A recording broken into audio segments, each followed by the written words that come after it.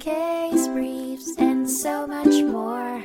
LSData's got what you're looking for.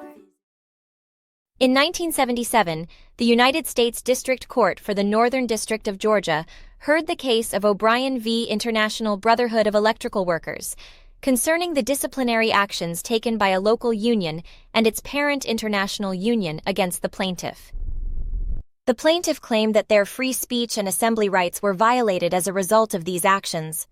Local 613's executive board found the plaintiff guilty of violating certain sections of the IBW Constitution, suspended them, and later imposed a $100 fine.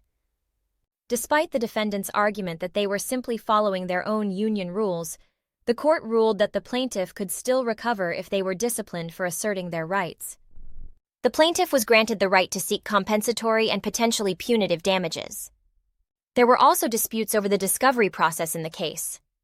The court partially granted the defendant's motion for summary judgment and denied other claims.